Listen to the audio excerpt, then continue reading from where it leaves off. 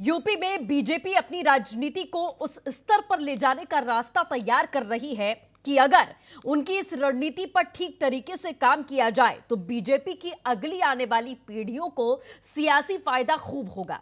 याद कीजिए, एक दौर था जब कांग्रेस गांव-गांव तक फैली हुई थी और इसका सियासी फायदा दशकों तक कांग्रेस पार्टी को मिला भी।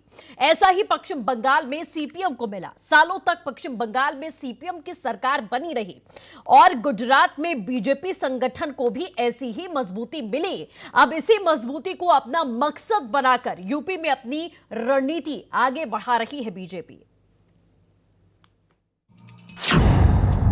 स्नातक एमएलसी चुनाव में बीजेपी ने झोंकी ताकत। चुनाव बना बीजेपी के लिए नाक का सवाल। दिग्गज स्टार प्रचारकों को सौंपी बड़ी जिम्मेदारी। पोलिंग बूथों पर मतदाता सम्मेलन की तैयारी। राजनीति गतिशील है, गतिशीलता के साथ क्रियाशील होती ही चली जाती है। राजनीति में क्रियाशील के लिए प्रक्रिया की राह पर चलना होता है। प्रक्रिया को अमली जामा पहनाने के लिए संगठित होना जरूरी है।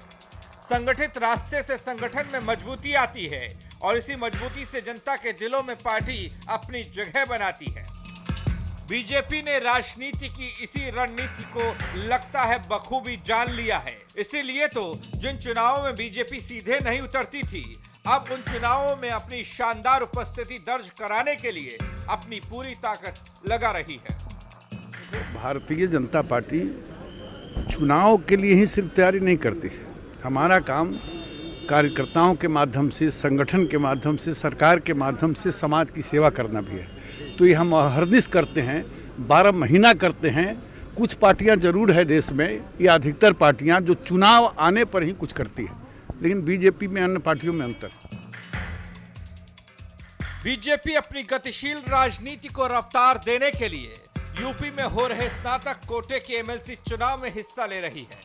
ये चुनाव 1 दिसंबर को होने जा रहा है। इस चुनाव के लिए सभी सियासी पार्टियां मैदान में हैं और जोर आजमाइश में जुटी हैं। यूपी में सत्ता पक्ष बीजेपी अभी तक सीधे तौर पर इन चुनावों में नहीं उतरी थी, लेकिन इस बार पहली बार बीजेपी ने मैदान में विरोधियों को टक्कर देने की ठान ली है। रणनीति ऐसी बनाई है कि पार्टी ने इस बार 11 सीटों पर हो रहे चुनाव में 9 उम्मीदवार चुनावी मैदान में उतारे हैं। इसमें वाराणसी और गोरखपुर में बीजेपी ने उम्मीदवार नहीं उतारा है।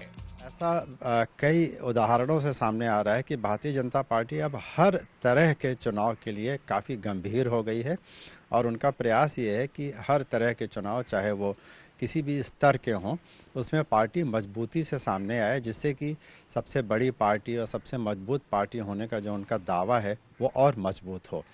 दूसरी ओर जहाँ जहाँ प्रत्याशी नहीं उतारे हैं या जहाँ पे इस तरह की कोई बात उठ रही है, मुझे लगता है वहाँ पार्टी के पास कोई ना कोई स्ट्रैटेजी ज़रूर है और उस रणनीति का खुलासा भी आगे कुछ समय में हो जाएगा कि वो किस तरह से किसी एग्जिस्टिंग कैंडिडेट को अपना कैंडिडेट के तौर पे उनकी घोषणा कर सकती है। अब समझिए बीजेपी के लिए यह चुनाव कितना महत्वपूर्ण है और कितना महत्व रखता है। जानिए चुनाव मैदान में पूरी ताकत किस अंदाज में झोंकी गई। बीजेपी प्रभारी राधा मोहन सिंह और प्रदेश अध्यक्ष स्वतंत्र देव सिंह सक्रिय हैं। महामंत्री संगठन सुनील बंसल को जिम्मेदारी दी गई। पार्टी पदाधिकारियों की नजर स्नातक एमएलसी चुनाव पर है। ये जीतने हैं, सबकी बस एक ही कोशिश है। सबके सब अलग अलग शिक्षक और स्नातक खंडों में सक्रिय हैं। इससे पहले रणनीतिक फैसले लेते हुए बीजेपी ने 23 से 25 सितंबर तक मतदाता संपर्क अभियान चलाया था। 28 नवंबर तक पोलिंग बूथ पर मतदाता सम्मेलन का आयोजन होगा।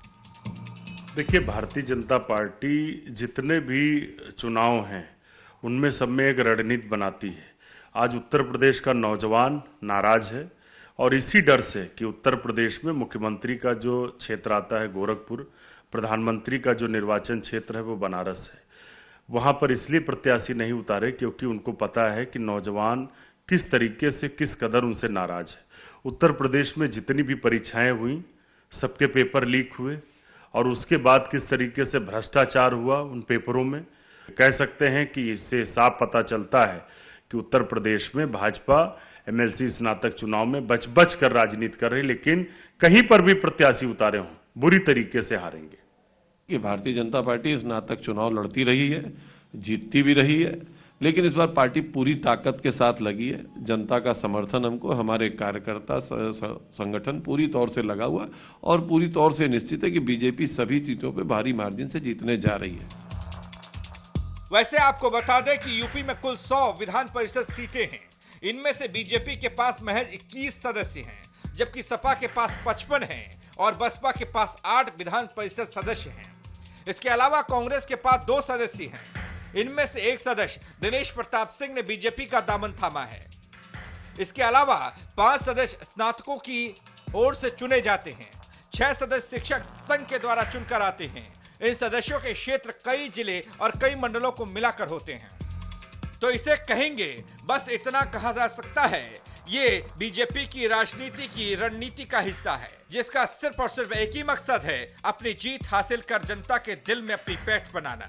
छोटी छोटी जगह से विरोधियों का सफाया कर बड़े मंसूबों के लिए अपना रास्ता बनाया जा सकता है। 1 दिसंबर से शुरू होने वाले एमएलसी चुनाव के लिए भारतीय जनता पार्टी कोई भी कोर कसर नहीं छोड़ना चाहती है। जहां एक तरफ उसने मैदान में अपने 9 प्रत्याशी उतारे हैं, वहीं इस दौरान अन्य राजनीतिक दल भी जोर आजमाइश करने में लगे हुए हैं। लेकिन जिस तरह से भारतीय जनता पार्टी सभी चुनावों को लेकर गंभीर चल रही है और उसने एक रणनीति तैयार करी है कि हर एक चुनाव पर हमें अपनी जीत बनानी है। अब देखने वाली बात ये होगी कि इन चुनावों में किसकी जीत होती है और किसकी हार, क्योंकि जिस तरह से भारतीय जनता पार्टी अपनी कैंपेन करने में लगी है, लेकिन अन्य दल सिर्फ ट्विटर पर नजर आ रहे हैं, ग्राउंड लेवल पर कहीं भी उनका नामो निशान नजर नहीं आ रहा है। लखनऊ से वीडियो जर्नलिस्ट अमित साहनी के साथ संदीप खेरार, 9 टीवी उत्तर प्रदेश।